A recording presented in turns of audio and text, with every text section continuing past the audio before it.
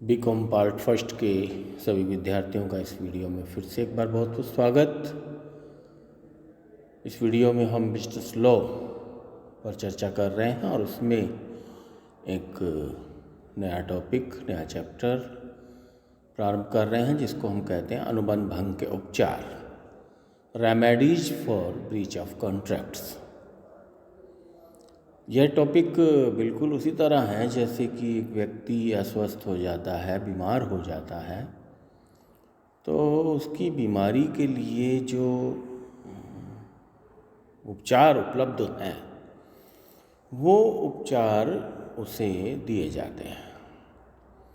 और यह भी पक्का है, यह भी तय है कि हर एक बीमारी के लिए अलग अलग उपचार होते हैं, रेमेडीज़ होती हैं। ठीक वैसे ही इस अध्याय में इस बात की चर्चा करेंगे, लेकिन सबसे पहले हमें यह समझ में आए कि अनुबंध भंग होता क्या है। एक सरल बात मैं ये कहूँ कि जब एक पक्षकार अपने वचन से मुकर जाए, इनकार कर दे, मना कर दे, तो उसको कहते हैं अनुबंध भंग। क्योंकि जो व्यक्ति इस कार्य को नहीं कर रहा है या उस वचन का पालन नहीं कर रहा है, उसकी ओर से अनुबंध भंग किया हुआ माना जाएगा। जैसा कि आपकी स्क्रीन पे भी लिखा हुआ है कि जब अनुबंध के किसी एक पक्षकार द्वारा अनुबंध के अंतर्गत उत्पन्न हुए दायित्वों को पूरा नहीं किया जाता है, तब इस स्थिति को अनुबंध भंग माना जाता है। जब अनुबंध का एक पक्षकार अनुबंध भंग कर देता है तो दूसरे पक्षकार को कुछ अधिकार या उपचार प्राप्त हो जाते हैं, और वो उपचार ये निम्न हैं, जिनको मैं एक बार आपके सामने स्पष्ट कर रहा हूँ। पहला, अनुबंध को निरस्त करना। दूसरा, क्षतिपूर्ति के लिए वाद प्रस्तुत करना। तीसरा, उपार्जित पारिश्रमिक या अर्जित राशि प्राप्त करना। चौथा, विनिर्दिष्ट निष्पादन करना। और पांचवा, निषेधाज्ञा। यह 5 प्रकार के उपचार हैं। लेकिन मैं यह बता दूं, जानकारी दे दूं कि यह सारे उपचार एक साथ नहीं दिए जाते। इनमें से 1 या 2 उपचार एक समय में, एक परिस्थिति में उस व्यक्ति को प्राप्त होते हैं जो पीड़ित है, एग्रीव्ड पार्टी है, दुखी है। तो पीड़ित पक्षकार को जो उपचार मिलेंगे वो परिस्थिति अनुसार मिलेंगे, और 1 बाय 1 उन पर हम चर्चा भी करेंगे। तो यह बात स्पष्ट हुई कि एक पक्षकार ने अनुबंध भंग किया, दूसरे को या पीड़ित पक्षकार को कुछ उपचार प्राप्त हुए। और प्रश्न भी यही बनता है परीक्षा के लिए कि अनुबंध भंग की दशा में पीड़ित पक्षकार को प्राप्त होने वाले उपचारों का उल्लेख कीजिए या बताइए। अब मैं पहले उपचार की बात करता हूँ, अनुबंध को निरस्त करना, अर्थात अनुबंध को समाप्त करवाना न्यायालय द्वारा। यहाँ समाप्त करने से मतलब न्यायालय द्वारा। अगर एक पक्षकार अपने वचन को पूरा नहीं कर रहा है और दूसरा पक्षकार अपने वचन को पूरा करने को तत्पर है और वह उसे अपने स्तर पर ही फ्री कर देता है, छोड़ देता है, या वचन को पूरा करने के लिए बातें नहीं करता है, तो वह तो उसकी ओर से निरस्त किया हुआ मान लिया गया। लेकिन मैं यहाँ बात कर रहा हूँ न्यायालय द्वारा निरस्त करने की, क्योंकि जो दूसरा उपचार है क्षतिपूर्ति के लिए वाद प्रस्तुत करना, उसका अधिकार तभी प्राप्त होता है न्यायालय में जब पहले अनुबंध निरस्त हो जाए। तो पहले पक्षकार अनुबंध को निरस्त करवाने के लिए अप्लाई करेगा, उसके पश्चात क्षतिपूर्ति के लिए वाद प्रस्तुत करने को अप्लाई करेगा।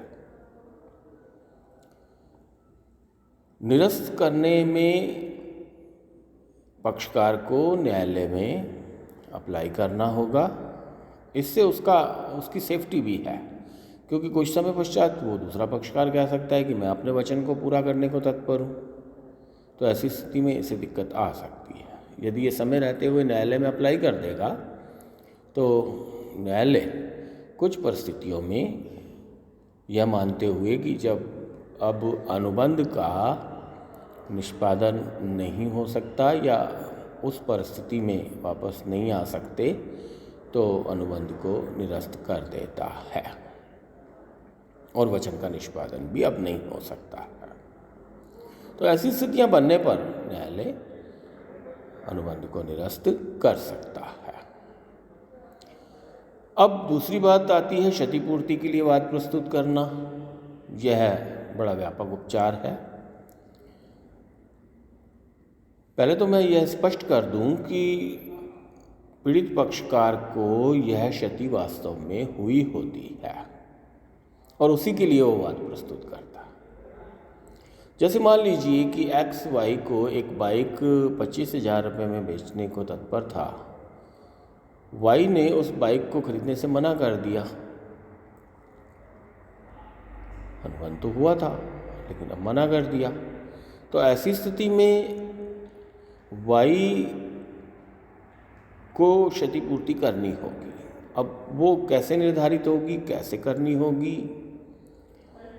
क्योंकि एक्स को 25,000 रुपये प्राप्त होते यदि वाई बाइक खरीदता था, लेकिन उसे परिस्थितिवश मजबूरी में, जल्दी में वह बाइक बेचनी पड़ी और वह 21,000 रुपये में बिकी। अब अगर वह बाइक 21,000 रुपये में बिकती है तो 4,000 रुपये का सिर्फ और सिर्फ इसी कारण से नुकसान हुआ है कि वाई ने उस बाइक को नहीं खरीदा। तो यहाँ एक्स जो है वो 4,000 रुपये से पीड़ित पार्टी है, पीड़ित पक्षकार है। ऐसी स्थिति में वाई इस 4,000 की क्षतिपूर्ति करने के लिए बाध्य होगा यदि अनुबंध को एक्स द्वारा पहले निरस्त करवा लिया जाता है और फिर क्षतिपूर्ति की मांग की जाती है।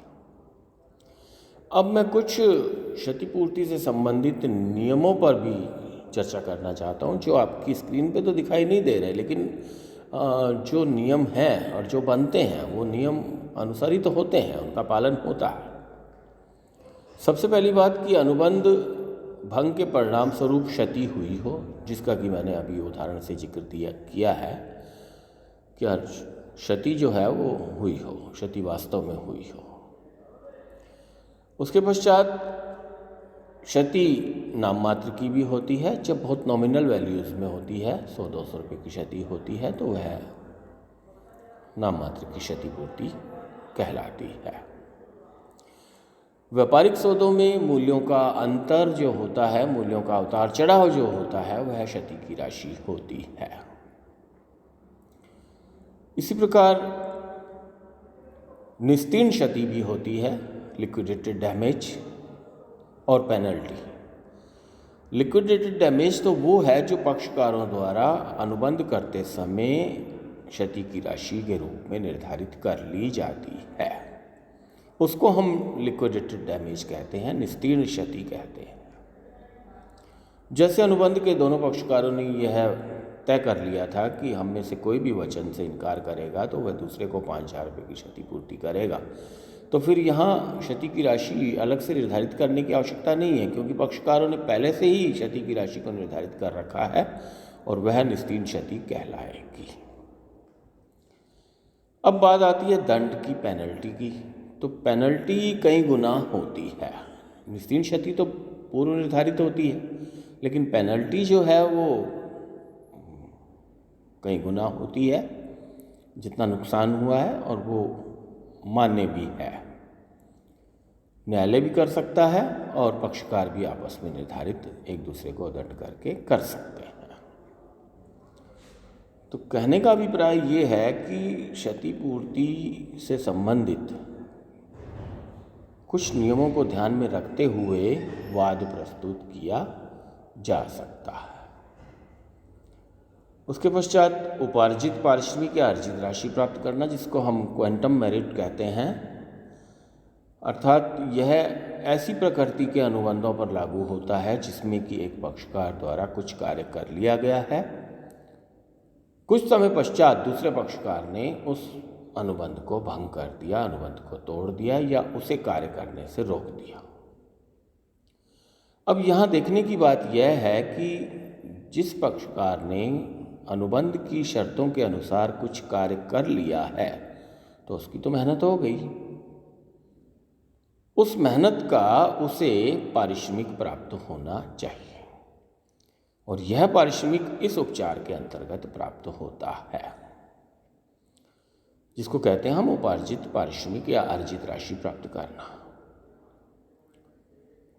जैसे हमने किसी को कपड़े सिलने के लिए दिए और उसने कटिंग कर ली, तो कटिंग की मेहनत तो हो गई, बाद में हमने उसे कपड़े सीने से रोक दिया, तो हमें उसकी जो मेहनत है कपड़े सिलने की, कपड़े काटने की, कटिंग की, उस मेहनत को तो हमें देना पड़ेगा, और यह जो अनुबंध अधिनियम है उसमें लिखा हुआ उपचार है वो प्राप्त कर सकता है। तो इसको कहते हैं उपार्जित पारिश्रमिक या अर्जित राशि प्राप्त करना, क्वांटम मेरिट। उसके पश्चात विनिर्दिष्ट निष्पादन, स्पेसिफिक परफॉर्मेंस, बिल्कुल ठीक बात है। जब अनुबंध को निरस्त नहीं किया जाता, क्षतिपूर्ति के लिए वाद नहीं प्रस्तुत किया जाता और वचन का पालन हो सकता है, लेकिन जानबूझकर पक्षकार उस वचन को पूरा नहीं कर रहा है, तो फिर वह कोर्ट में अप्लाई करके दूसरा पक्षकार, पीड़ित पक्षकार, उससे वचन का निष्पादन करवा सकता है और न्यायालय विनिर्दिष्ट निष्पादन का आदेश दे सकता है। जहाँ तक इस उपचार का प्रश्न है, यह स्पेसिफिक रिलीफ एक्ट के अंतर्गत पीड़ित पक्षकार को प्राप्त है। इसको कहते हैं विनिर्दिष्ट निष्पादन का उपचार। और अंतिम बिंदु के रूप में निषेधाज्ञा। देखिए, सारे कार्य तो सकारात्मक प्रकृति के नहीं होते, कुछ कार्य नकारात्मक प्रकृति के होते हैं, और यहाँ नकारात्मक प्रकृति से तात्पर्य कार्य को नहीं करने से है। जैसे एक्स वाई से कहता है कि तुम अमुक कार्य को नहीं करोगे तो मैं तुम्हें 1 लाख रुपया दूंगा, तो फिर वाई को वो कार्य नहीं करना है क्योंकि अनुबंध है, लेकिन वाई उसी कार्य को करके अनुबंध को तोड़ रहा है, तो इससे एक्स को नुकसान हो रहा है, और एक्स को जब नुकसान हो रहा है तो वो एक्स जो है वाई के विरुद्ध निषेधाज्ञा या इंजंक्शन लगवा सकता है, जिसको हम स्पेसिफिक रिलीफ एक्ट के अंतर्गत ही प्राप्त करते हैं। कहने का अभिप्राय यहाँ ये है कि निषेधाज्ञा का उपचार पीड़ित पक्षकार को उस परिस्थिति में प्राप्त होता है जब कार्य नकारात्मक प्रकृति का हो। तो यह उपचार मौजूद है अनुबंध अधिनियम में कि अनुबंध को निरस्त करवा सकता है, क्षतिपूर्ति के लिए वाद प्रस्तुत कर सकता है, उपार्जित पारिश्रमिक प्राप्त कर सकता है, विनिर्दिष्ट निष्पादन करवा सकता है और निषेधाज्ञा लागू करवा सकता है। लेकिन मैं इस वीडियो के माध्यम से यह बात आपको बताने का प्रयास कर रहा हूँ कि ये सभी उपचार एक साथ प्राप्त नहीं हो सकते। जैसे थोड़ी देर पहले ही मैंने आपको कहा कि प्रत्येक बीमारी का एक इलाज नहीं है, मलेरिया का अलग, डेंगू का अलग, या कैंसर का अलग, टीबी का अलग। तो उसी तरह जैसी परिस्थिति वैसा उपचार। यदि अनुबंध निरस्त होने की स्थिति में है तो निरस्त करके क्षतिपूर्ति, ये दोनों उपचार मिल जाएंगे। उपार्जित पारिश्रमिक, यदि कार्य कुछ कर लिया गया है तो यह उपचार प्राप्त होगा, फिर ऊपर के दोनों उपचार प्राप्त नहीं होंगे और ना ही नीचे के दोनों उपचार प्राप्त होंगे। विनिर्दिष्ट निष्पादन अर्थात जब वचन पूरा ही हो सकता है तो फिर उसे करवाया जाए, तो उसको हम विनिर्दिष्ट निष्पादन का उपचार कहेंगे। और अंतिम बिंदु निषेधाज्ञा, अर्थात यह तो बिल्कुल नकारात्मक प्रकृति के कार्यों पर ही लागू होने वाला उपचार है और अलग से ही इसको प्राप्त किया जा सकता है। इसमें शेष चारों उपचारों को फिर उपलब्ध नहीं कराया जाएगा। तो मेरे विचार से मैंने इस विषय को समझने और समझाने का प्रयास किया है। विद्यार्थियों से आग्रह है कि पुस्तक की सहायता से इससे विस्तार से समझें और परीक्षा के लिए उपयोगी महत्वपूर्ण प्रश्न को तैयार करें। धन्यवाद। नमस्कार।